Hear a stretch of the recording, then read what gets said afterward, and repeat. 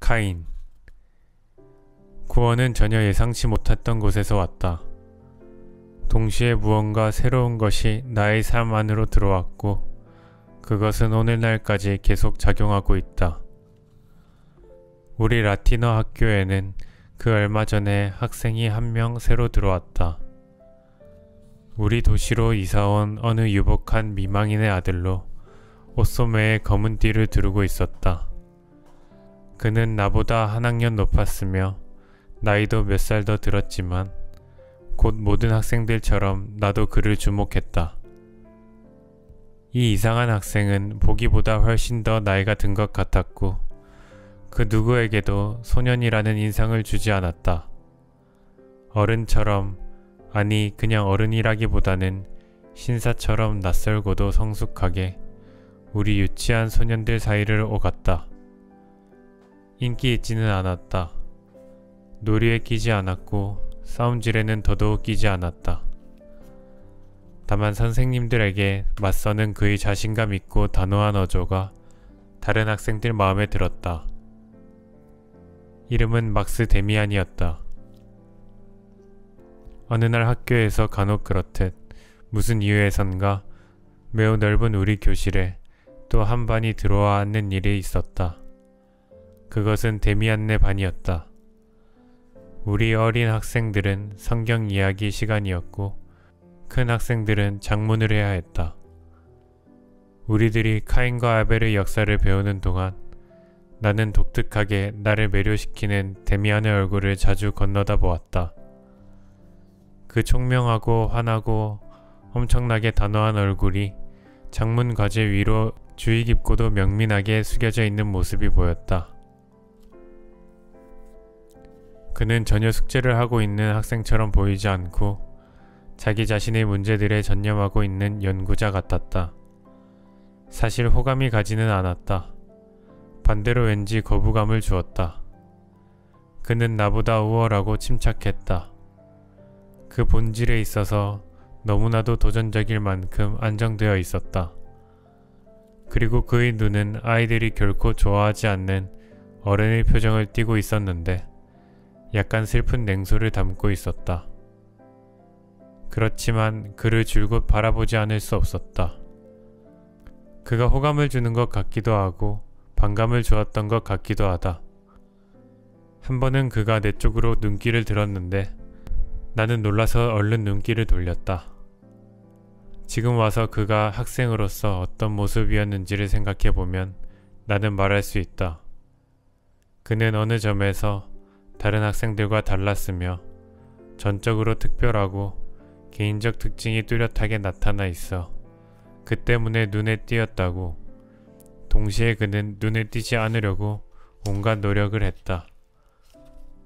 몸가짐이 마치 농부들 가운데 있으면서 그들과 같아 보이려고 갖은 애를 다 쓰는 변장한 왕자님 같았다. 학교에서 집으로 가는 길에 그가 내 뒤에서 왔다. 다른 아이들이 뿔뿔이 흩어지고 나자 나를 따라잡더니 인사를 했다. 이 인사도 그가 학생다운 말투를 따라했는데도 무척 어른스럽고 공손했다. 잠깐 같이 갈까? 그가 다정하게 물었다. 나는 아첨을 받는 듯한 기분으로 고개를 끄덕였다. 그러고는 내가 어디 사는지 자세히 말해주었다. 아, 거기구나. 그가 미소를 띠며 말했다. 그 집은 내가 벌써 아는걸.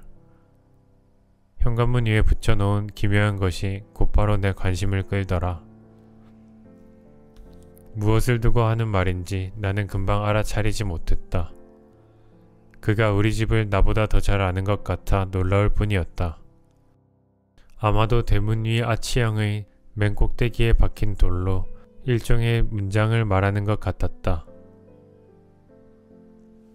그것은 세월이 흐르면서 편편해지고 페인트로 자주 덧칠된 것으로 우리나 우리 가문과는 내가 아는 한에서는 아무 상관이 없는 것이었다. 그것에 대해서는 아는 게 없는데 내가 수줍게 말했다. 그건 새이거나 뭐 그 비슷한 거야. 분명 아주 오래되었어. 건물이 예전에 한때 수도원의 일부였대. 그럴 수도 있겠군. 그가 고개를 끄덕였다. 한번 잘 봐. 그런 것들은 대부분 아주 재미있단다. 그건 매 암놈일 거야. 우리는 계속 걸었다. 나는 몹시 당황해하고 있었다. 갑자기 데미안이 웃었다. 마치 뭔가 재미난 것이 떠오르기라도 한 듯. 그래, 내가 그때 너희 반에 있었지. 그가 활기 있게 이야기했다. 이마에 표적을 단 카인의 이야기였지. 그렇지? 그 이야기 마음에 들었니? 아니었다. 우리가 배워야 했던 것들 중 그 무엇도 내 마음에 드는 일은 드물었다. 그러나 나는 감히 말을 하지 못했다. 마치 어른과 이야기하고 있는 것 같았던 것이다. 그 이야기가 썩 마음에 든다고 나는 말했다. 데미안이 내 어깨를 툭툭 두드렸다. 나한테는 그럴듯하게 꾸며댈 필요 없단다 얘야. 하지만 그 이야기는 정말로 특이해. 그 이야기는 수업 시간에 나오는 대부분이 다른 이야기들보다는 훨씬 특이해. 선생님은 거기에 대해 이야기를 많이 하시지 않고 그냥 신과 죄악에 대한 다들 아는 이야기 따위만 하셨어. 그렇지만 내 생각으로는 말이야. 그가 말을 끊고 미소를 띠더니 물었다. 그런데 너 이런 거 관심 있니? 그래, 그러니까 내 생각으로는 말이야. 그가 계속했다. 카인에 관한 이야기를 완전히 다르게 이해할 수도 있어.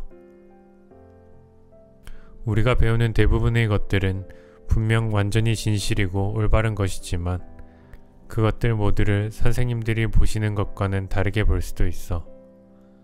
그러면 대체로 훨씬 나은 뜻을 갖게 되지.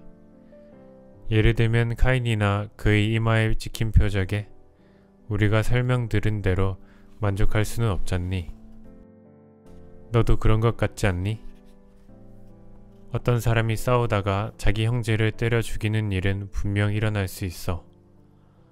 그리고 그 사람이 나중에는 더러 겁이 나 굴복하게 된다는 것도 있을 수 있는 일이야.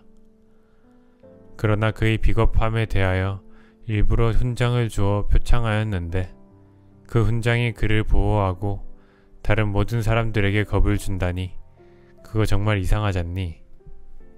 물론이야. 내가 흥미있게 말했다. 그 일이 마음을 사로잡기 시작했던 것이다. 하지만 그 이야기를 어떻게 다르게 설명하라는 거지? 그는 내 어깨를 쳤다. 아주 간단해. 맨 처음에 존재하며 이야기를 끌어낸 것. 그건 표적이야. 어떤 사람이 있었는데 그는 얼굴에 다른 사람들을 겁나게 하는 무엇인가가 있었어. 사람들은 감히 그를 건드리지 못했어. 그가 그들을 압도했던 거야. 그와 그의 손자들이 어쩌면 아니면 분명히 그것은 편지에 찍히는 소인처럼 정말로 이마에 찍힌 표적은 아니었을 거야. 사람 사는데 그렇게 단순한 일은 드물어. 오히려 그건 뭔가 거의 알아볼 수 없는 무시무시한 그 무엇이었을 거야. 그것은 오히려 시선에 담긴 비범한 정신과 담력이었을 거야. 그 남자에게는 힘이 있었고 사람들은 그를 겁냈어. 그는 표적 하나를 가지고 있었어. 그걸 사람들은 자기 원하는 대로 설명할 수 있었어. 그리고 사람들은 언제나 자기들한테 편하고 자기들이 옳다고 하는 것을 원하지. 사람들은 카인의 자손들이 무서웠어. 그들은 표적 하나를 가지고 있었거든. 그러니까 사람들은 그 표적을 그것이 원래 모습인 우월함에 대한 표창으로 설명하지 않고 반대로 설명한 거야. 사람들은 말했지. 이 표적을 가진 녀석들은 무시무시하다고. 또 그들이 실제로 그렇기도 했어. 연기와 나름의 개성이 있는 사람들은 다른 사람들한테 늘 몹시 무시무시하거든. 겁없고 무시무시한 족속 하나가 돌아다닌다는 것은 몹시 불편한 일이었지. 그래서 이제 이 족속에게 별명 하나와 우화 하나를 덧붙여 놓은 거야. 복수하려고 견뎌낸 무서움을 모든 사람들을 위해서 약간 해롭지 않게 억제해 두기 위해서. 이해되니? 그러니까 카인은 그럼 전혀 나쁜 사람이 아니었단 말인 거야? 성경에 있는 모든 이야기가 실제로는 전혀 사실이 아니라는 말이야? 그렇기도 하고 아니기도 해. 그렇게 오래된 해묵은 이야기들은 늘 사실이야. 그러나 언제나 사실대로 기록되어 있지도 않고 언제나 사실대로 설명되지도 않지. 간단히 말해서 내 생각은 카인은 늠름한 젊은이였는데 그저 사람들이 그를 무서워했기 때문에 그에게 이 이야기를 매달 해놓은 거라는 거지. 이야기는 그냥 하나의 소문이었어. 사람들이 온 사방에 떠들고 다니는 그런 무엇이었지. 그러나 카인과 그 자손들이 정말로 일종의 표적을 지녔고 대부분의 사람들과는 달랐다는 것은 완전히 사실이야. 나는 몹시 놀랐다. 그렇다면 동생을 쳐 죽인 일도 전혀 사실이 아니라고 생각하는 거야? 나는 충격을 받아 물었다. 아니지. 죽인 건 분명한 사실이야. 강한 사람이 약한 사람 하나를 쳐 죽였어. 그것이 정말 자기 형제였는지 그거야 의심할 여지가 있지만 정말 형제였는지 아니었는지는 중요하지 않아. 결국 모든 인간이 형제잖니. 그러니까 어떤 강한 사람이 어떤 약한 사람 하나를 때려 죽인 거야. 어쩌면 그건 영웅적 행위였을지도 모르고 어쩌면 아닐 수도 있지. 어쨌든 다른 약한 사람들이 이제 잔뜩 겁이 난 거야. 그들은 몹시 탄식을 했지. 그런데 왜 너희들도 그 사람을 그냥 쳐 죽이지 않는 거지? 라고 누가 물으면 그들은 우리가 겁쟁이였기 때문이죠. 라고 말하지 않고 그럴 수 없습니다.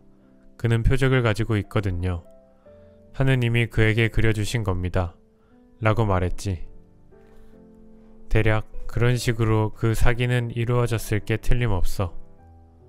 자, 내가 널 오래 붙들고 있구나. 그럼 안녕. 그는 나를 내버려 두고 알트가세로 접어들었고 혼자 남은 나는 그 어느 때보다 혼란스러워져 있었다. 그가 가버리자마자 내게는 그가 했던 모든 말이 터무니없어 보였다. 카인이 고귀한 인간이고 아벨이 비겁자라고, 카인의 표적이 표창이라고, 그건 어처구니 없는 이야기였다. 신성모독이고 극악무도였다. 그렇다면 하느님은 어디 가버리신 거야? 하느님은 아벨의 제물을 받지 않으셨던가? 아벨을 사랑하지 않았던가? 아니다.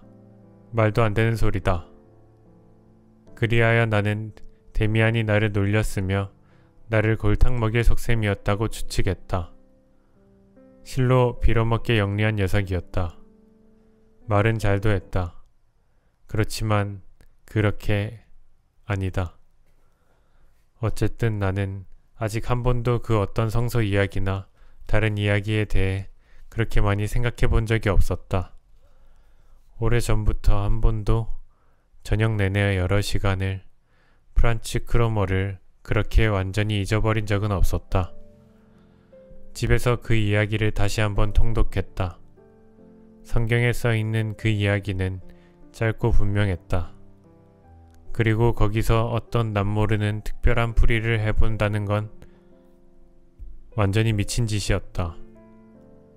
데미안이 말대로라면 사람을 쳐 죽인 자도 스스로를 하느님이 사랑하시는 사람이라고 선언할 수도 있었다. 아니다.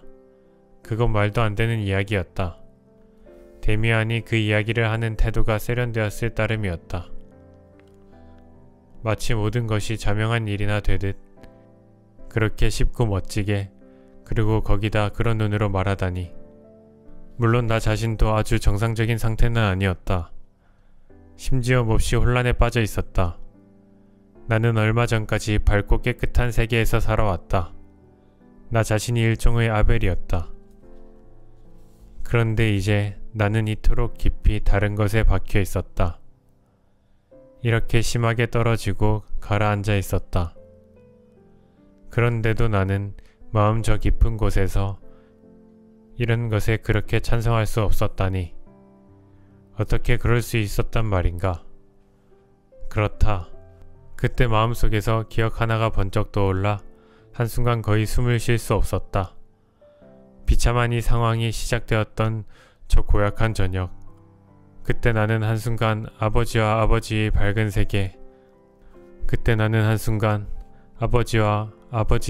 세계, 그리고 지혜를 문득 꿰뚫어 본 듯 경멸했다. 그렇다. 그때 나는 카인이었고 그의 표적을 달았던 나는 이 표적은 치욕이 아니라고, 이건 표창이라고 함부로 상상했다. 악의와 불행을 겪었기 때문에 내가 우리 아버지보다 더 높은 곳에, 선하고 경건한 사람들보다 더 높은 곳에 서 있다고. 내가 당시 이렇게 명확한 사고의 형태로 그 일을 체험했던 것은 아니었다. 그러나 이 모든 것이 그 안에 포함되어 있었다. 그것은 다만 느낌들이 한번 타오른 것일 뿐이었다. 아픔을 주지만 그래도 나를 자랑으로 채웠던 기이한 움직임들에 의하여 온갖 느낌들이 한꺼번에 타오른 것일 뿐이었다. 천천히 생각해보면 얼마나 이상하게 데미안은 겁없는 사람들과 비겁한 사람들에 대하여 이야기했던가. 얼마나 기이하게 그는 카인의 이마에 찍힌 표적을 풀이했던가. 그때 그의 눈, 그 독특한 어른의 눈은 얼마나 놀랍게 빛을 뿜었던가. 그리고 어렴풋하게 이런 생각이 나의 뇌리를 꿰뚫고 갔다. 그 자신이 데미안이 카인 같은 존재가 아닐까? 그 자신이 그와 비슷하다고 느끼지 않는다면 왜 그는 카인을 옹호했을까? 왜 그의 눈에는 그런 힘이 있는 걸까? 왜 그는 그렇게 다른 사람들, 겁 많은 사람들, 사실은 하느님 마음에 드는 경건한 사람들에 대하여 비웃음을 띠고 말했던가? 이런 생각을 나는 끝없이 했다. 돌 하나가 우물 안에 던져졌고 그 우물은 나의 젊은 영혼이었던 것이다. 그리고 몹시 긴 시간 동안 카인, 처죽임, 표적은 바로 인식, 회의, 비판에 이르려는 나의 시도들의 출발점이었다. 나는 다른 학생들도 데미안에게 관심이 많다는 것을 알아차렸다. 카인 이야기는 아무에게도 말하지 않았다. 그러나 그는 다른 학생들에게도 흥미를 끌고 있는 듯 했다. 적어도 새로운 애에 대한 소문들이 돌았다. 내가 다 알기만 했더라면 어느 소문이든 데미안의 전모를 조금이나마 밝혀주었으리라. 어느 소문이든 풀이될 수 있었으리라. 그러나 내가 알았던 것은 처음에 데미안의 어머니가 매우 부자라고 소문났다는 것뿐이다. 그녀는 교회에 가지 않고 아들도 그렇다는 말들도 했다. 어떤 사람은 데미안 모자가 유태인인 걸 안다고 주장했지만 어쩌면 그들은 은밀한 회교도일 수도 있었다. 막스 데미안의 신체적 힘에 대해서도 더 동화 같은 이야기들이 떠돌았다.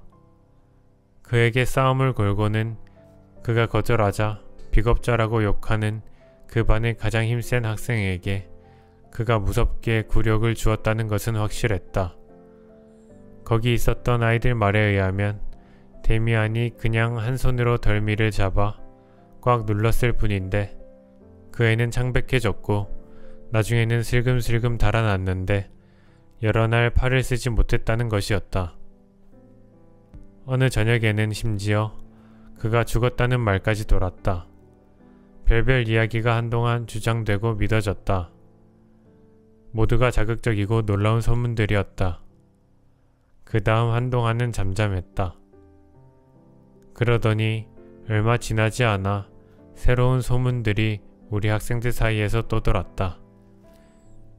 데미안이 여자애와 사귀고 있으며 이미 알 건 다 안다는 소문이었다.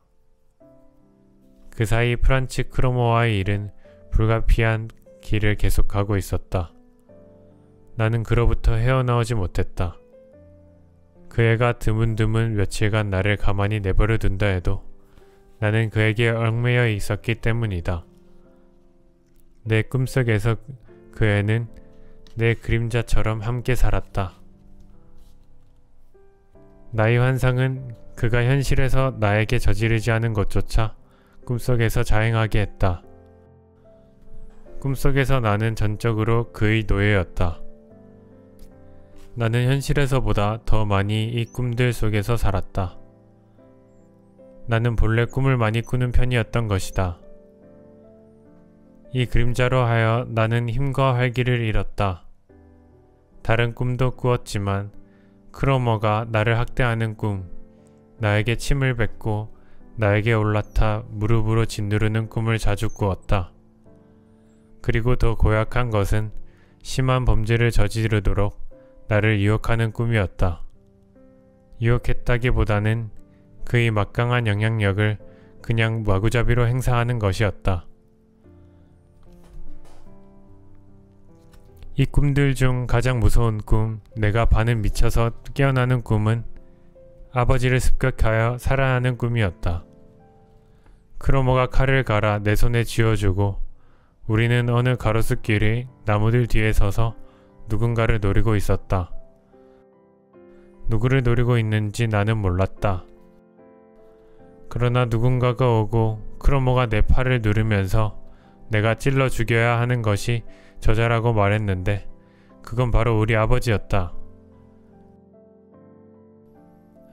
그러다 잠이 깨었다. 이런 일들 때문에 나는 카인과 아벨 생각을 그때까지도 하고 있었다. 그러나 데미안 생각은 별로 더 하지 않았다. 그가 나에게 다시 가까이 온 것은 이상하게도 또 어느 꿈속이었다. 나는 또다시 내가 견뎌낸 학대와 폭력의 꿈을 꾸었다. 그러나 내 몸을 타고 앉은 것이 이번에는 크로머 대신 데미안이었다.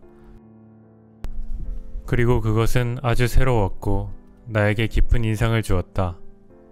내가 크로머에 의하여 고통과 저항 가운데서 겪은 모든 것, 그것을 나는 데미안에 의해서는 기꺼이 그리고 기쁨과 무서움을 똑같이 포함한 감정으로 겪었다. 이 꿈을 나는 2차례 꾸었고 그 다음에는 데미안의 자리에 다시 크로머가 들어섰다. 이 꿈들에서 내가 체험한 것 그리고 현실에서 체험한 것을 나는 오래전부터 더 이상 정확하게 구분을 못한다.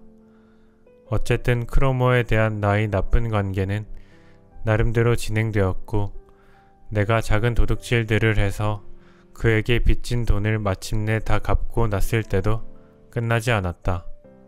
끝날 리 없었다. 그 애는 내가 저지른 도둑질들에 대해 알고 있었다. 늘 어디서 돈이 나오느냐고 물었기 때문이다. 그리하여 나는 그 어느 때보다 더 단단히 그의 소나기에 들어 있었다. 빈번히 그 애는 아버지에게 다 말하겠다고 위협했다. 그리고 그럴 때 나의 두려움은 내가 그 일을 처음부터 스스로 하지 말았어야 했다는데 대한 깊은 후회 못지않게 컸다. 반면 아무리 비참했어도 나는 다 뉘우치지는 않았다. 적어도 늘 다 뉘우치지는 않았고 이따금씩은 모든 것이 그럴 수밖에 없다는 느낌도 들었다. 내 위에 어떤 숙명이 드리워져 있고 그것을 깨뜨리려는 시도는 소용없는 일 같았다. 우리 부모님도 이런 상황으로 적지 않게 괴로우셨을 것이다. 낯선 귀신이 들려 내가 그토록 친밀했던 우리들의 공동체와 더 이상 어울리지 않았던 것이다. 그 공동체를 향하여 마치 잃어버린 낙원을 향한 것 같은 격렬한 향수가 자주 엄습했다. 특히 어머니는 나를 악동이라기보다는 환자 취급을 하셨다. 그러나 상황이 진짜 어땠는지는 두 누이들의 태도에서 가장 잘 알 수 있었다. 매우 아끼면서도 나를 끊임없이 비참하게 만들었던 그들의 태도 속에서 내가 일종의 신들린 사람이라는 것, 자신의 상태로 하여 비난당하기보다는 탄식을 받아야 할 사람, 그러나 그 속에 바로 악이 둥지를 틀고 앉은 사람이라는 것이 똑똑하게 드러났던 것이다. 사람들이 나를 위하여 연휴 때와는 다르게 기도하는 것을 나는 느꼈고 그런 기도가 부질없음도 느끼고 있었다. 안도의 동경, 제대로 된 고해의 욕구를 나는 자주 타는 듯 느꼈다. 그러면서 또한 내가 아버지에게도 어머니에게도 모든 것을 바로 말하고 설명할 수 없으리라는 것을 먼저 느꼈다. 나는 알고 있었다. 사람들이 이 일을 다정하게 받아들이고 나를 몹시 아껴주며 실로 유감스러워하리라는 것을. 그러나 완전히 이해하지는 못하리라는 것을. 그 모든 것이 운명이었는데 사람들은 일종의 궤도이탈로나 보리라는 것을. 아직 11살도 안 된 아이가 그렇게 느낄 수 있다는 것을 믿지 못할 사람들도 더러 있을 줄 안다. 그런 사람들에게는 내 일을 이야기하지 않았다. 인간을 보다 잘 아는 사람들에게 이야기하겠다. 자신의 감정들이 한 부분을 생각 속에서 수정하기를 익힌 어른은 어린아이에게서 나타나는 이런 생각을 잘못 측정하고 이런 체험들도 없었다고 생각한다. 그러나 내 인생에서 그 당시처럼 깊게 체험했으며 괴로워했던 때도 드물다. 한 번은 비가 오는 날이었는데 나의 박해자로부터 성 앞 광장으로 나오라는 부름을 받았을 때였다. 나는 광장에 서서 기다리며 흠뻑 젖은 검은 나무들에서 떨어지는 축축한 마로니의 이파리를 두 발로 헤집고 있었다. 돈은 못 가지고 왔고 크로모에게 뭐라도 줘야 하겠기에 케이크 2조각을 가져와 들고 있는 참이었다. 나는 벌써 오래전부터 그렇게 어딘가 한 구석에 서서 오래도록 그 애를 기다리는데 익숙해 있었다. 그리고 사람이 어떻게 바꿀 도리가 없는 것은 하는 수 없이 접어두고 받아들이기 마련이듯 그 사실을 받아들이고 있었다. 마침내 크로모가 왔다. 그날 그 애는 오래 머무르지 않았다. 그 애는 내 가슴팍을 주먹으로 가볍게 몇 대 치고는 웃었고 케이크를 받고 심지어 축축한 담배를 내가 받지는 않았지만 권하기까지 했다. 유별나게 친절했다. 그래, 그가 떠나면서 말했다. 내가 잊지 않으려고 해두는 말인데 말이야. 다음번에는 누나를 데려와라. 큰 누나 쪽으로 말이야. 누나 이름이 뭐였더라? 나는 전혀 이해를 못했고 대답도 못했다. 그냥 어리둥절해하며 그 애를 물끄러미 바라보았다. 못 알아듣겠어? 네 누나를 데려오라고. 알아들었어 크로모. 하지만 그건 안 돼. 그런 걸 내가 해서는 안 돼. 누나도 결코 나하고 오지 않을 거고. 나는 그건 역시 늘 그랬던 것처럼 다만 농간이고 구실에 지나지 않을 뿐이라고 판단했다. 그는 자주 그런 식이었다. 무언가 불가능한 것을 요구하여 나를 놀라게 하고 나에게 굴욕을 주고 그 다음에는 서서히 자기와 협상하게 했다. 그러면 나는 약간의 돈이나 다른 선물로 몸값을 주고 빠져나와야 했다. 그러나 이번에는 전혀 달랐다. 거부했는데도 그 애는 거의 화난 기색도 없었다. 글쎄 하고 그 애는 얼버무렸다. 네가 잘 생각해 볼 테지. 너네 누나와 알고 지내게 되었으면 한단 말이야. 한 번쯤 알고 지내는 거야 되겠지. 그냥 누나와 같이 산보하러 가. 그럼 내가 낄 테니까. 내일 휘파람으로 부를게. 그때 다시 한번 거기에 대해 이야기하자. 그 애가 떠나고 나서 갑자기 그 애가 원하는 것의 의미를 어렴풋이나마 깨달았다. 나는 아직 완전히 어린아이였다. 그러나 소년들과 소녀들이 조금 나이가 들면 그 어떤 비밀에 찬 금지된 상스러운 일들을 함께 벌일 수 있다는 것을 소문으로 알고 있었다. 이제 그러니까 아주 갑자기 일이 얼마나 엄청난지가 분명해지는 것이었다. 결코 그렇게 하지 않겠다는 나의 결심이 즉시 확고해졌다. 그러나 그 다음에 무슨 일이 일어날지, 또 크로모가 어떻게 내게 복수할지 거기에 대해서는 거의 생각할 엄두조차 안 났다. 나에게는 새로운 고문이 시작되었다. 아직도 충분치 않았던 것이다. 절망적으로 두 손을 호주머니에 넣은 채 나는 텅 빈 광장을 건너갔다. 새로운 고통, 새로운 노예 상태였다. 그때 상쾌하고 낮은 목소리가 나를 불렀다. 나는 놀라 빨리 걷기 시작했다. 누군가가 내 뒤를 따라오더니 한 손이 뒤에서 부드럽게 나를 잡았다. 막스 데미안이었다. 나는 잡힌 척했다. 형이었구나. 나는 불안정하게 말했다. 깜짝 놀랐어. 그가 나를 바라보았다. 그의 시선이 그때보다 더 어른스럽고 압도적이며 꿰뚫어보는 사람의 시선인 적은 없었다. 오랫동안 우리는 함께 이야기하지 않았다. 그거 유감인데. 그가 특유의 공손하면서도 아주 단호한 태도로 말했다. 하지만 들어봐. 누가 놀라게 한다고 그렇게 놀라서는 안 돼. 그렇긴 하지. 하지만 그런 일도 있을 수 있지 뭐. 그런 것 같지. 하지만 알아둬. 너한테 아무 짓도 하지 않은 어떤 사람 앞에서 그렇게 두려워 떨면 그 사람은 생각해보기 시작하는 거야. 이상하게 생각이 되는 거야. 궁금해지지. 그 사람은 생각하게 돼. 네가 이상하게도 잘 놀랜다고. 그러고는 계속 생각하지.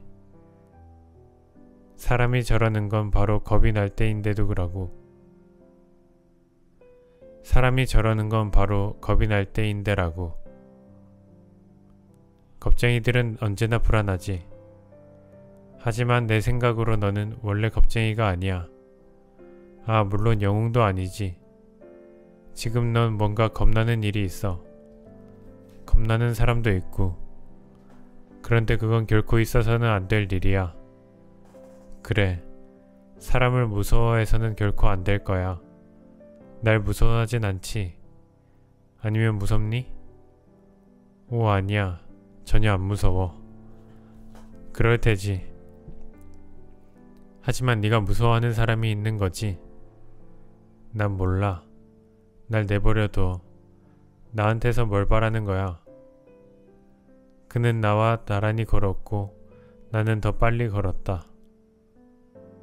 도망칠 생각을 하며. 곁에서 그의 시선이 느껴졌다. 한번 가정을 해봐. 그가 다시 말을 시작했다. 내가 널 좋게 생각하고 있다는 것을 말야. 아무튼 나한테는 겁을 낼 필요가 없어. 너하고 실험을 한번 해보고 싶어. 재미있기도 하고 네가 거기서 꽤 쓸모있는 걸 배울 수도 있어. 한번 주의해 들어봐. 나는 이따금씩 독심술이라 부르는 기술을 써보곤 해. 무슨 나쁜 마법이 거기 있는 건 아니야. 어떻게 하는 건지 모르면 아주 이상해 보이지. 그걸로 사람들을 아주 놀라게 할 수 있어. 자, 우리 한번 시험해보자. 그러니까 나는 너를 좋아해. 혹은 내가 너에게 관심이 있는데 이제 네 마음속 모습이 어떤지를 밝혀내 보고 싶은 거야. 그러기 위해 나는 이미 시작했어. 내가 널 놀라게 했지.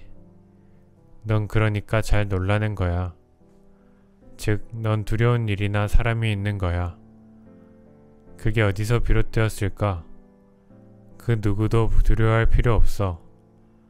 누군가를 두려워한다면 그건 그 누군가에게 자기 자신을 지배할 힘을 내주었다는 것에서 비롯하는 거야. 예를 들면 뭔가 나쁜 일을 했어봐. 그리고 상대방이 그걸 알고 그럴 때 그가 너를 지배하는 힘을 가지는 거야. 알아들었니? 이제 분명하지. 안 그래? 나는 어찌할 바를 모르고 그의 얼굴을 들여다보았다.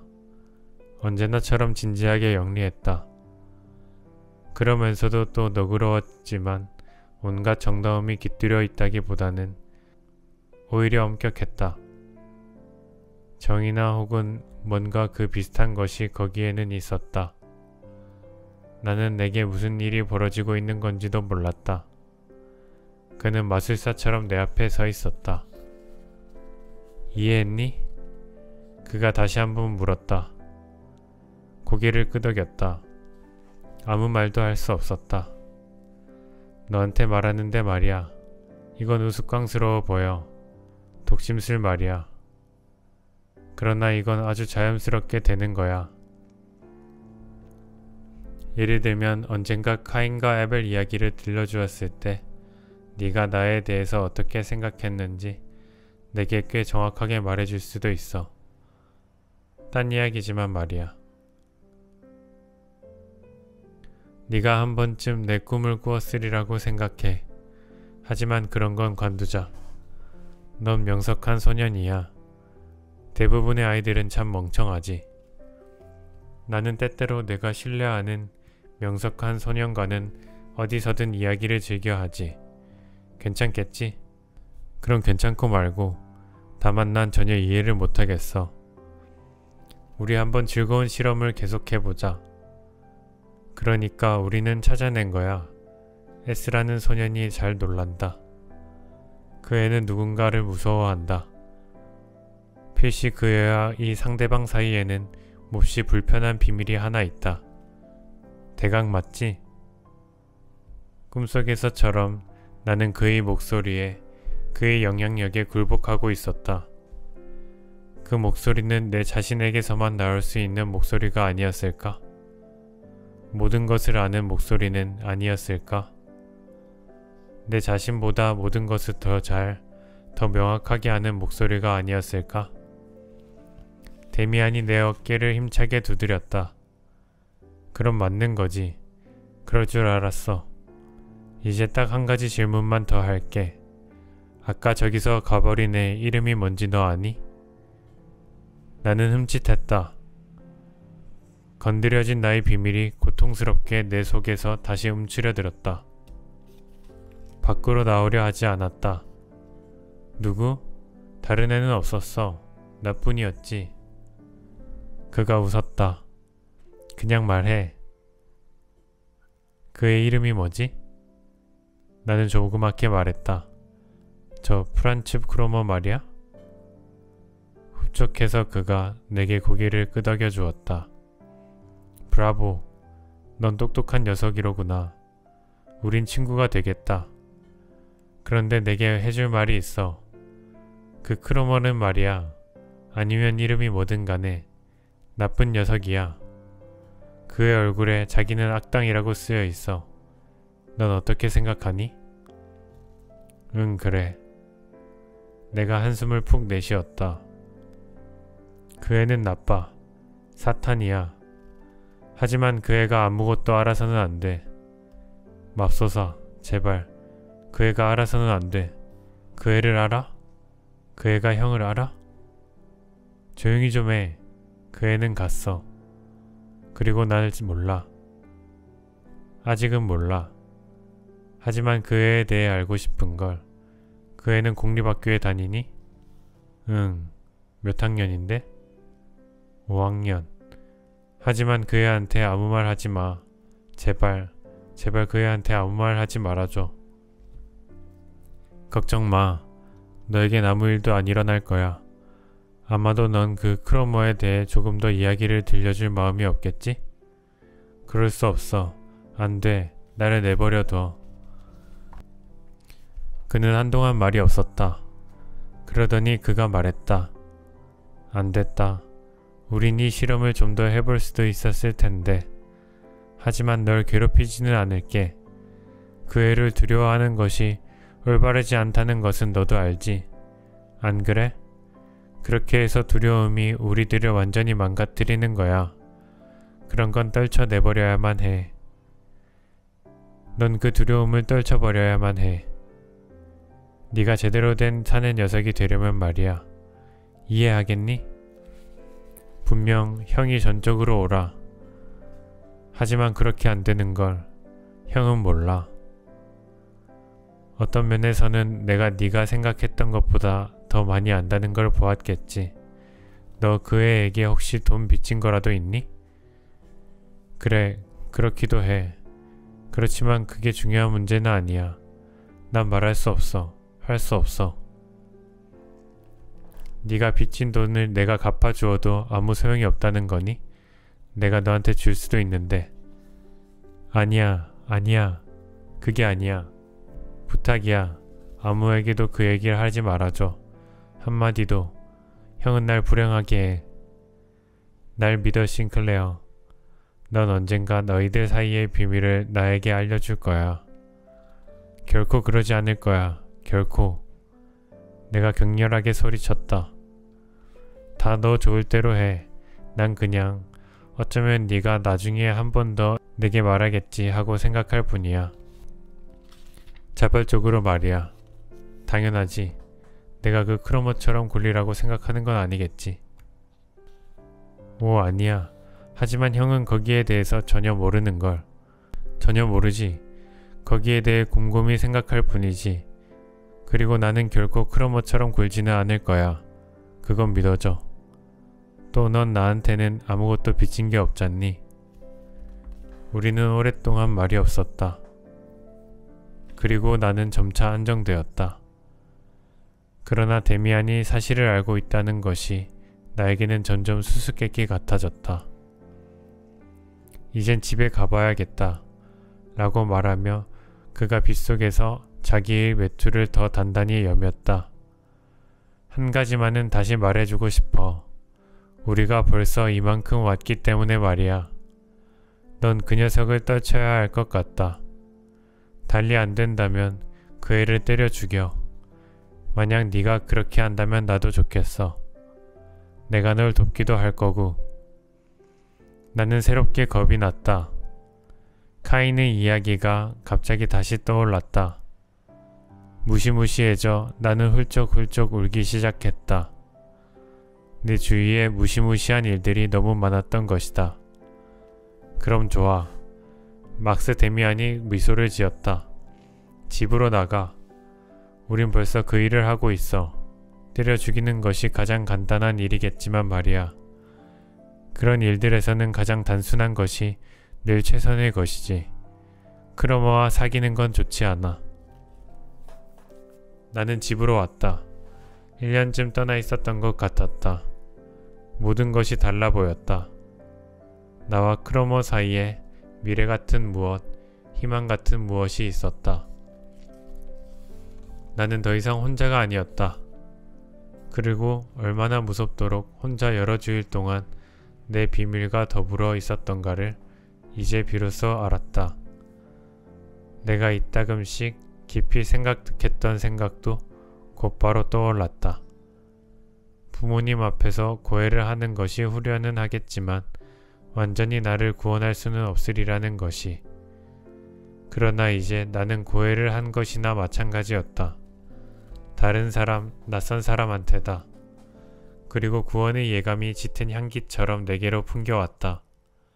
그 이후에도 오랫동안 내 두려움은 극복되지 않았다. 나의 적과 길고도 무서운 대결을 벌일 각오를 하고 있었던 것이다. 그랬던 만큼 모든 것이 그렇게 고요하고 그렇게 완전히 비밀스럽고 조용히 흘러가는 것이 더 이상했다. 우리 집 앞에서 들리던 크로모의 휘파람 소리가 들리지 않았다. 하루, 이틀, 사흘, 한 주일 동안 나는 감히 그걸 믿을 수 없었다. 속으로 망을 보고 있었다. 그 애가 갑자기 전혀 예기치 않은 바로 그때 다시 거기 서 있지 않을까 하고 그 애가 갑자기 전혀 예기치 않은 바로 그때 다시 거기 서 있지 않을까 하고 그러나 그 애는 나타나지 않았다. 계속 나타나지 않았다. 새로운 자유가 믿어지지 않았다. 마침내 프란츠 크로머와 마주치게 되었을 때까지도 나는 믿지 못하고 있었다. 그 애는 바로 내 맞은편에서 자일러 가세를 내려오고 있었는데 나를 보자 움찔하였다. 얼굴을 험하게 찌푸리더니 나를 피해 그냥 획 돌아서는 것이었다. 그건 나로서는 놀라운 순간이었다. 내 적이 나를 피해 달아난 것이었다. 나의 사탄이 나를 두려워하는 것이었다. 기쁨과 놀람이 나의 전신을 관통해 갔다. 그 무렵 데미안이 다시 한번 나타났다. 학교 앞에서 나를 기다리고 있었다. 안녕하세요. 내가 말했다. 안녕 싱클레어. 너 어떻게 지내는지 좀 들어보고 싶었다. 크로머가 이제 널 가만히 두지. 안 그래? 형이 그렇게 한 거야? 하지만 대체 어떻게? 대체 어떻게 했기에? 도저히 이해할 수가 없어. 그 애는 아예 나타나지도 않아. 그거 잘 됐구나. 언젠가 다시 나타나기라도 하면 안 그러겠지만 그 애야 뻔뻔한 녀석이니까 말야. 그냥 그 애한테 데미안을 생각해 보라는 말만 해. 그게 무슨 말이지? 그 애랑 싸운 거야? 때려준 거야? 아니, 난 그런 짓은 별로 좋아하지 않아. 그 애하고도 그냥 이야기했어. 너하고 이야기했듯이 말이야. 그러면서 너를 가만히 내버려 두는 것이 그의 자신한테도 이로울 거라는 사실을 똑똑히 알게 해주었지. 오, 형이 그 애한테 돈을 준 건 아니겠지? 아니야. 그런 방법이라면 네가 벌써 시험해 봤잖아. 나는 자꾸 캐물으려 했지만 그는 떠났다. 그리고 나는 그에 대하여 전에 느꼈던 느낌, 감사함과 수줍음, 찬탄과 두려움, 헌신과 내면의 거부가 기이하게 뒤섞인 답답한 느낌으로 그 자리에 남아 있었다. 곧 그를 다시 보겠거니 했다. 그와 그 모든 것에 대하여 또 카인의 일에 대해서도 더 이야기를 나누었으면 했다. 하지만 그렇게 되질 않았다.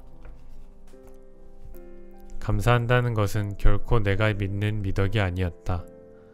그리고 그것을 어린아이에게 요구하는 것은 잘못된 일로 보였다. 그래서 내가 막스 데미안에게 전혀 감사해야 하지 않았다는 것이 지금도 별로 놀랍지 않다. 데미안이 나를 크로머의 소나기에서 구해주지 않았더라면 나는 평생 병들고 상했을지도 모른다고 지금도 나는 확신한다.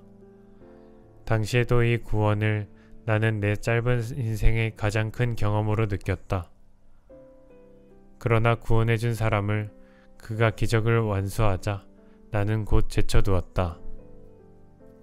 감사해야 하지 않았다는 것은 이미 말했듯 내게는 이상하지 않았다.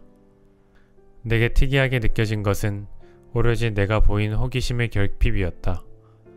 나를 데미안과 접촉하게 했던 비밀들에 좀 더 가까이 가지 않은 채 어떻게 단 하루라도 평온하게 살아갈 수 있었을까? 카인에 대하여, 크로머에 대하여, 독심술에 대하여 좀 더 들으려는 욕망을 나는 어떻게 억제할 수 있었을까? 거의 이해가 안 되지만 일이 실제로 그랬다. 내가 갑자기 악령이 씌운 그물로부터 풀려났음을 나는 보았다. 다시 세계가 밝고 기쁘게 내 앞에 놓여있는 것을 보았다. 더 이상 두려움의 발작과 목을 죄는 심장의 격한 고동에 시달리지 않았다. 저주의 주문은 풀렸다. 나는 더 이상 괴롭힘 당하는 저주받은 자가 아니었다. 나는 다시 평소와 같은 학생이었다. 내 본성은 될 수 있는 대로 빨리 균형과 안정에 이르려 했다. 그렇게 본성은 무엇보다 그 많은 추하고 위협적인 것을 떨쳐버리려고 잊어버리려고 노력했다. 내 죄와 불안의 긴 역사 전체가 밖으로는 그 어떤 흉터도 인상도 남기지 않은 채 놀랍게도 빨리 내 기억에서 미끄러져 나갔다. 그 1분간 데미안과 나 사이는 다시 결합되었다. 그리고 특이하게도 영혼이 서로 소속되어 있다고 느끼자마자 그 느낌이 얼마나 마술처럼 공간으로도 옮겨가는지 나는 보았다. 그가 직접 그렇게 일을 만들 수 있었는지 아니면 순수한 우연이었는지는 모르지만 당시만 해도 나는 확고하게 우연을 믿었다. 며칠 지나지 않아 데미안이 갑자기 종교 시간에 자기 자리를 바꾸어 바로 내 앞에 앉았다. 넘치게 가득한 교실의 비참한 빈민들 냄새 가운데서 그의 목덜미로부터 풍겨오는 감미롭고 신선한 비누 냄새 맡기를 내가 얼마나 좋아했던가를 아직도 기억하고 있다. 그러고는 다시 며칠 뒤 그가 다시 자리를 바꾸어 이제는 내 곁에 앉았는데 겨울 내내 그리고 온 봄이 다 가도록 그 자리에 그대로 앉아 있었다. 아침 수업 시간들은 완전히 변했다. 이제는 졸리거나 지루하지 않았다. 그 시간이 올 생각을 하면 미리부터 즐거웠다. 이따금씩 우리 둘은 집중하여 신부님 말씀에 귀를 기울였다. 묘한 이야기, 이상한 격언을 나에게 시사해주는 데에는 내 짝의 눈길 하나면 충분하였다. 그리고 내 마음속에서 비판이나 회의를 일깨우기 위하여 나를 경고하는 데에는 그의 시선 하나, 아주 단호한 눈길 하나면 충분했다. 자주 우리들은 나쁜 학생이었다. 수업을 전혀 듣지 않았다. 데미안은 선생님들과 동급생에 대하여 늘 공손했으며 한 번도 남자아이들 특유의 멍청한 짓들을 저지르는 것을 보지 못했다. 커다랗게 웃거나 떠드는 소리를 듣지 못했다. 한 번도 선생님의 비난이 자신에게로 돌려지지 않게 했다. 그러나 아주 나직하게 그리고 소리 낮춘 귓속말들보다는 오히려 신호와 시선으로 그는 나로 하여금 그가 나름으로 열중하는 일들에 관심을 갖게 할 줄 알았다. 그 일들은 부분적으로는 묘한 성격의 것들이었다. 예를 들면 그는 내게 학생들 중 누가 자기한테 관심이 있는지, 어떤 식으로 자기가 그들을 연구하고 있는지를 말해주었다. 어떤 애들은 그가 아주 정확하게 알고 있었다. 성경 구절의 독송이 시작되기 전에 그가 말했다. 내가 너에게 엄지손가락으로 신호를 해보이면 그러면 저 애가 우리들 쪽을 돌아보거나 목덜미를 긁을 거야. 등등. 그러다 수업 중에 그때쯤은 좀 전에 들은 그의 말은 생각하지도 않고 있을 때 막스는 갑자기 눈에 띄는 태도로 내게 자기 엄지손가락을 돌리는 것이었다. 나는 얼른 그가 가리킨 학생을 지켜보았다. 그가 가리킨 아이가 번번이 철사줄에 매어 당겨지기라도 한 듯 요구받은 몸짓을 하는 것을 나는 보았다. 선생님한테도 그걸 한번 시험해보라고 나는 막스를 졸랐다. 그렇지만 그건 하려 하지 않았다. 그러나 한번 내가 수업에 들어가며 그에게 오늘은 예습을 해오지 않아 신부님이 나한테 아무것도 안 물으셨으면 좋겠다고 말했을 때 그가 나를 도와주었다. 신부님은 교리문답의 한 단락을 말하게 할 학생을 찾고 있었는데 신부님의 떠돌던 시선이 죄의식에 찬 내 얼굴에 멈추었다. 신부님이 천천히 다가와 나를 향해 손가락을 뻗치고 내 이름이 벌써 그 입술에 올려졌나 싶었을 때 그때 갑자기 신부님이 산만해지더니 혹은 불안정해지더니 자신의 얼굴을 똑바로 응시하고 있는 데미안에게로 가서 그에게 뭔가를 물으려는 듯 했다. 그러나 놀라 다시 그 자리를 떠나며 한동안 기침을 했고 그 다음에는 다른 학생을 시켰다. 이 장난이 나를 몹시 흥겹게 하는 동안 내 친구가 나에게도 여러 번 똑같은 장난을 했다는 것을 나는 서서히 알아차리게 되었다. 내가 학교 길에서 갑자기 데미안이 한 구간을 내 뒤에서 오고 있다는 느낌을 받는 일이 있었던 것이다. 그래서 몸을 돌리면 바로 그가 거기 있곤 했다. 도대체 어떻게 형은 다른 사람이 형의 뜻대로 생각하지 않을 수 없도록 만들 수 있는 거야? 하고 내가 그에게 물었다. 그는 침착하게 사실대로 특유의 어른다운 태도로 선선히 알려주었다. 아니야, 그가 말했다. 그렇게 할 수는 없어. 신부님이 아무리 그렇다고 말씀하셔도 자유의지란 없어. 다른 사람 쪽에서 내가 원하는 생각을 할 수도 없거니와 내 쪽에서 원하는 것을 그가 생각하게 만들 수도 없어. 그러나 누군가를 잘 관찰할 수는 있는 것 같아. 그가 다음 순간에 뭘 하게 될지 말이야. 그건 아주 간단해. 사람들이 그걸 모를 뿐이야. 물론 연습이 필요하지. 예를 들면 나비 종류 중에는 어떤 나방들이 있는데 앞놈이 순놈보다 훨씬 수가 적어. 나비란 다른 모든 생물과 똑같이 번식해 수컷이 암컷을 수태시키고 그러면 암컷이 알을 낳지. 그런데 연구자들이 자주 시험해본 바로는 이 나방들 중에 암컷이 하나 있으면 밤에 이 암컷에게로 수나방이 날아오는데 그것도 여러 시간 떨어진 곳에서 오는 거야. 여러 시간 떨어진 곳에서. 생각해봐. 몇 킬로미터 밖에서부터 이 모든 수컷들은 그 지역에 있는 단 하나의 암컷을 감지하고 추적해 오는 거야. 그것을 설명하려고들 하지. 그러나 그건 어려워. 일종의 후각이거나 아니면 그런 무엇일 거야. 이를테면 좋은 사냥개가 눈에 띄지 않는 짐승 발자취를 찾아내어 따라갈 수 있는 것처럼 말이야. 이해하겠지? 그건 그런 일들이야. 자연은 그런 일로 가득 찼고 아무도 그걸 밝힐 수 없어. 이런 말은 할 수 있겠지. 이 나방들에게서 암컷이 수컷처럼 흔했더라면 수컷들의 코는 그렇게 예민하지 못했을 거라고 말이야. 수컷들에게 그런 예민한 코가 있는 것은 다만 스스로를 그렇게 조련시켰기 때문인 거야.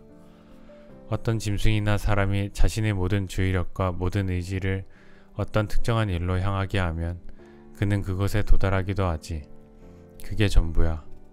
네가 알고 싶었던 일도 정확하게 그래. 어떤 사람을 충분히 자세히 바라봐. 그에 대해서 그 자신보다 네가 더 잘 알게 돼. 하마터면 독심술이라는 단어를 입 밖에 내고 그로써 그렇게 오래전 일인 크로모아의 장면을 그에게 떠올리게 할 뻔했다.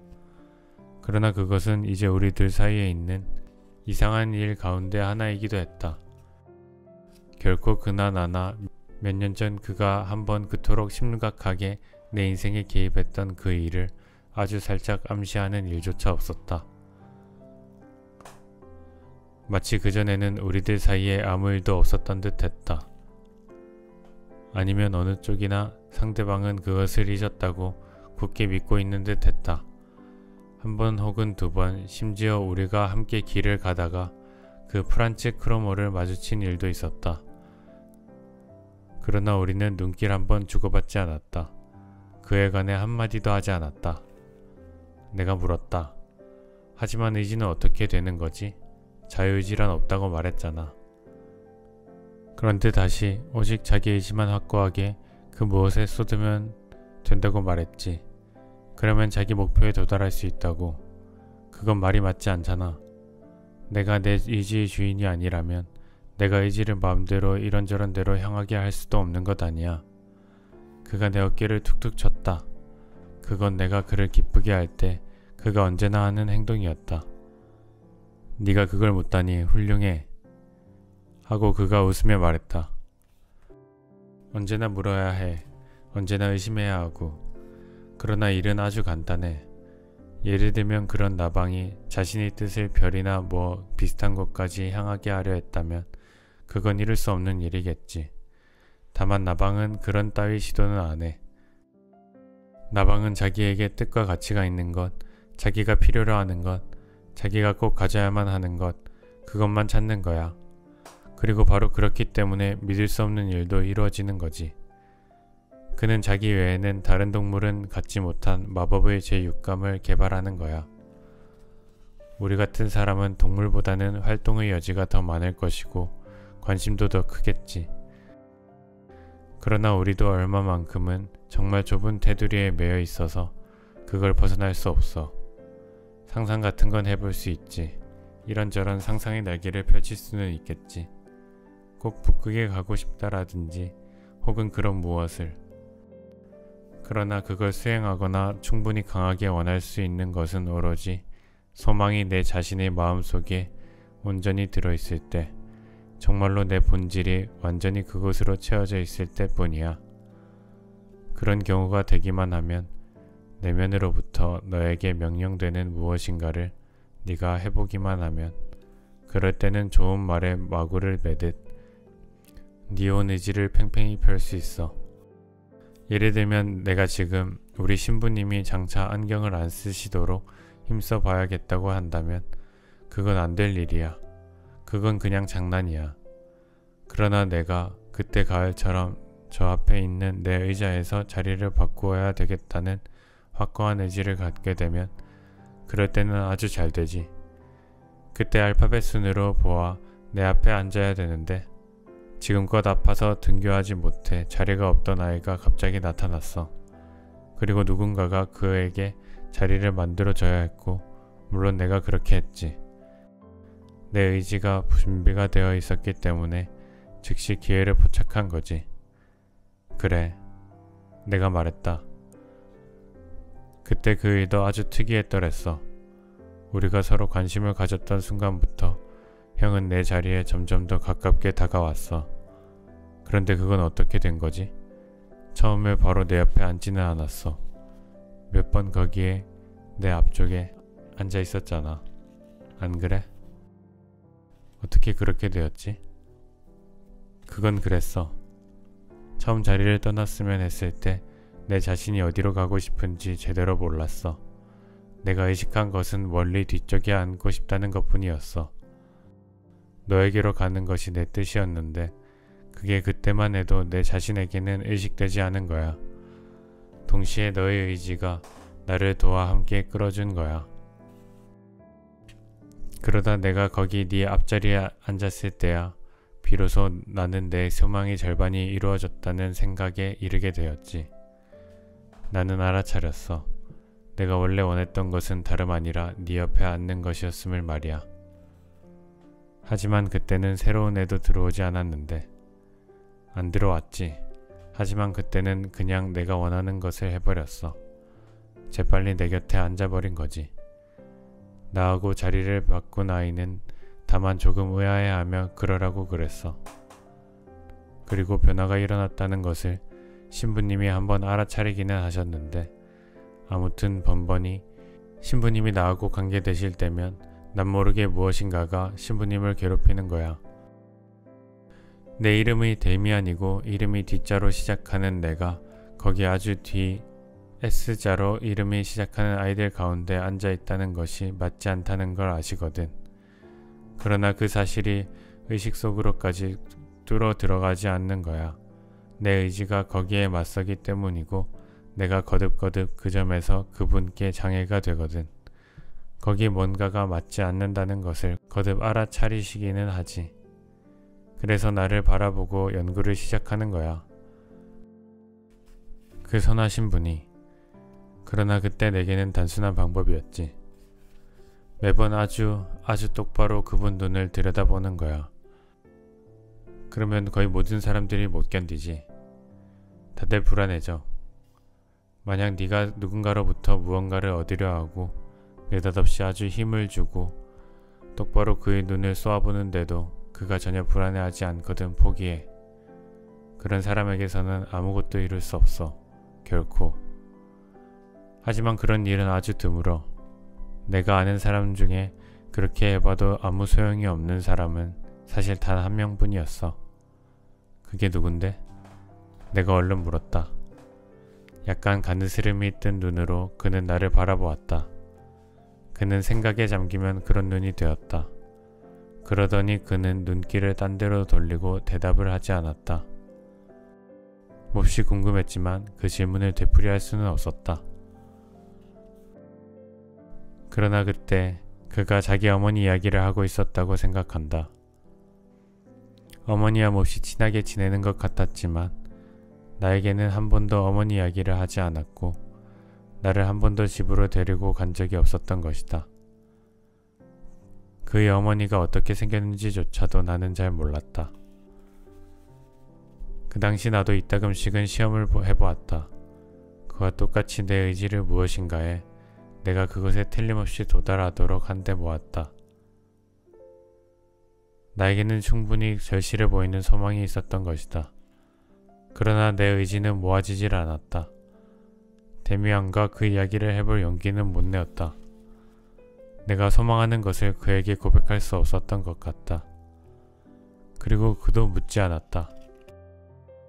종교 문제에 있어 나의 신앙은 그 사이 많은 빈틈을 갖게 되었다.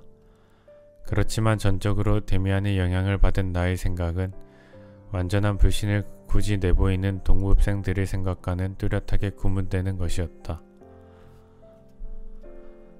그렇게 불신을 굳이 내보이는 학생들이 몇 명 있었는데 그들이 이따금씩 흘리는 말은 어떤 신을 믿는다는 건 우스꽝스럽고 인간으로서 품이 없는 일이라느니 삼위일체에 관한 이야기나 예수의 동정녀 탄생과 같은 이야기들은 그저 웃기는 일이라느니 오늘날까지 그런 잡동사니를 가지고 다니는 행상이 있다는 것은 수치라느니 하는 것이었다. 나는 결코 그렇게는 생각하지 않았다. 때로 의심을 가지면서도 내 유년의 모든 체험에서 나는 우리 부모님이 사시는 것 같은 경건한 삶의 현실에 대해서 충분히 알고 있었다. 경건한 삶이란 품이 없는 것도 허위도 아니라는 것을 알고 있었다. 오히려 종교적인 것에 대하여 나는 예나 지금이나 지극히 깊은 경외심을 가지고 있었다. 다만 데미안은 나로 하여금 성서 설화들과 교리들을 보다 자유롭게, 보다 개인적으로, 보다 유희적으로, 보다 환상에 차서 바라보고 풀이해내는 데 익숙하게 해주었다. 적어도 나는 그가 나에게 친근하게 해준 풀이들을 늘 기꺼이 즐기며 따랐다. 물론 많은 것이 나에게는 너무 갑작스러웠다. 카인에 대한 일도 있었다. 그리고 한 번은 견진 성사 수업 중에 그가 훨씬 더 대담한 견해 하나로 나를 놀라게 했다. 선생님께서 골고다 언덕에 대해 이야기를 막 끝낸 참이었다. 구세주의 고난과 죽음에 대한 성서의 보고가 나에게는 아주 어린 시절부터 깊은 인상을 남겼었다. 어린 소년이었을 적 이따금씩 순한 금요일 같은 때 우리 아버지가 예수 순환사를 낭독하시고 나면 나는 열렬히 감동이 되어 이 비통하게 아름답고 창백하고 섬뜩하지만 무시무시하게 생명력 있는 세계 속에서 살았다. 겟세마네 동산에서 그리고 골고다 언덕에서 살았었다. 그리고 바하의 마태순환곡을 들을 때면 비밀에 가득 찬 이 세계가 지닌 우물하면서도 힘있는 열정의 광채가 온갖 신비로운 전율로 나를 뒤덮었다. 나는 오늘도 이 음악에서 그리고 비극적 행위에서 모든 시 그리고 모든 예술적 표현의 총괄 개념을 발견한다. 그런데 그 수업 시간의 끝에 데미안이 생각에 잠겨 나에게 말했다. 저기에 뭔가가 있어. 싱클레어. 내 마음에 안 드는 무언가가. 그 이야기를 한번 따라 읽어봐. 그리고 한마디 한마디 음미해봐. 맥 빠진 맛이 나는 무언가가 있어. 예수와 함께 십자가에 매달린 두 도둑에 대한 이야기 말이야. 거기 언덕 위에 십자가 세 개가 나란히 서 있는 모습은 굉장하지. 하지만 우직한 도둑들에 대한 감상적인 선교 전단용 이야기야. 도둑은 처음에 수치스러운 행위를 저지른 범죄자였어. 신은 그 모든 것을 알고 있어. 그런데 이제 막판에 와서 마음이 누그러져 그런 개전과 회개의 징징거리는 축제를 치르는 거야. 무덤에서 두 발자국 떨어진 곳에서 하는 그런 회개가 무슨 의미가 있다고 생각해? 그건 또 정말 엉터리 신부님의 설교일 뿐 더 이상 아무것도 아니야. 달짝지근하고 부정적이고 지극히 교화적인 배경에다 측은지심의 엿기름을 곁들인 거지. 나의 조력자이자 구원자에 대해서도 똑같이 빨리 잊어버리려 했다는 것도 이제는 이해하겠다. 내 손상당한 영혼의 모든 충동과 힘을 쏟아 나는 내게 주려던 저주의 고해로부터 크로모의 무서운 예속에서부터 도망쳐 돌아왔던 것이다. 내가 일찍이 행복했고 만족했던 곳으로 다시 열리는 잃어버린 낙원으로 아버지 어머니의 밝은 세계로 누이들에게로 정결함의 향기로 아벨이 누렸던 신의 호의로 데미안과의 짧은 대화를 나누고 난 날 내가 다시 얻은 자유를 완전히 확신하고 이제는 재발을 두려워하지 않게 되었을 때 그날로 나는 벌써 그토록 자주 그리워하며 소망했던 것을 실행했다. 구애를 한 것이다. 어머니에게로 가서 자물쇠가 망가지고 돈 대신 장난감 돈으로 채워진 저금통을 보여드리고 얼마나 오랫동안 자신의 죄로 하여 사악한 자에 묶여 있었던가를 이야기해 드렸다. 어머니는 다 이해하시지는 못했지만 저금통을 보고 변한 나의 시선을 보고 변한 나의 목소리를 듣고 내가 회복되었으며 내가 어머니에게 되돌아왔다는 것을 느끼셨다. 그리고 이제 나는 벅찬 감정으로 내가 다시 받아들여진 축제를 탕하의 귀향 의식을 벼렸다. 어머니는 나를 아버지께로 데려가셨고 이야기는 되풀이되었으며 질문과 놀람의 탄성이 터져나왔고 부모님 두 분은 내 머리를 쓰다듬으시며 긴 마음의 짓눌림을 떨치고 안도의 숨을 내쉬셨다. 모든 것이 근사했다. 모든 것이 이야기 속 같았다. 모든 것이 놀랍도록 순조롭게 풀렸다. 이제 나는 정말 열정적으로 이 안정 속으로 도피에 들어갔다. 다시 평화를 되찾고 부모님의 신뢰를 되찾았다는 것은 아무리 해도 실증나지 않았다. 나는 집안의 모범소년이 되었다. 그 어느 때보다 더 많이 누이들과 놀았고 기도 시간에는 구원받은 개종자의 감정으로 좋아하는 옛 노래들을 함께 불렀다. 그런 일은 중심에서 우러났으며 어떤 거짓도 섞이지 않았다. 그럼에도 그걸로 모든 일이 해결된 것은 전혀 아니었다. 그리고 거기서부터 내가 데미안을 잊은 이유가 진정으로 해명될 수 있다. 그에게 나는 고해를 했어야 했다. 그랬었더라면 그 고해가 집에서처럼 화려하고 감동적이진 않았을 테지만 그 결과는 나에게 보다 유익했을 것이다. 이제 나는 모든 뿌리를 뻗어 예전의 낙원 같은 세계에 매달렸다. 집으로 돌아와 관대하게 받아들여졌던 것이다. 그러나 데미안은 결코 이 세계에 속하지 않았다. 이 세계에 맞질 않았다. 그도 크로모와는 다르지만 바로 또 하나의 유혹자였다. 그런 것이라면 이제는 영원토록 조금도 더 알고 싶지 않은 또 하나의 악하고 나쁜 세계와 나를 묶어주는 유혹자였던 것이다. 지금 바로 나 자신이 다시 하나의 아벨이 되고 난 지금 아벨을 포기하고 카인을 찬양하는 일을 도울 수도 없었고 또 그러고 싶지도 않았다. 밖으로 드러난 상황도 그랬다. 그러나 내면적 관계는 이랬다. 나는 크로모라는 악마의 소나기에서 풀려났다. 그러나 그것은 내 자신의 힘과 노력을 통해서 풀려난 것이 아니었다. 나는 세상의 오솔길들을 똑바로 걸으려고 했는데 그 길들이 내게는 너무 미끄러웠던 것이다.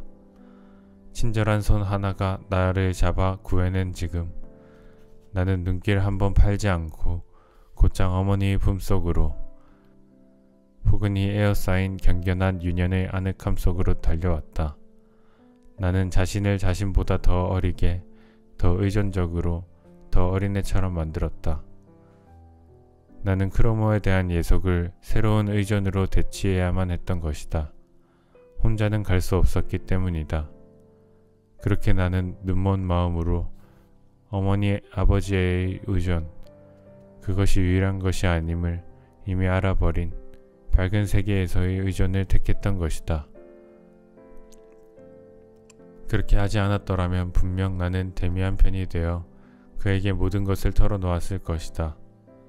내가 그렇게 하지 않은 것, 그것이 당시에는 내게 그의 수상쩍은 생각에 대한 당연한 불신으로 보였다.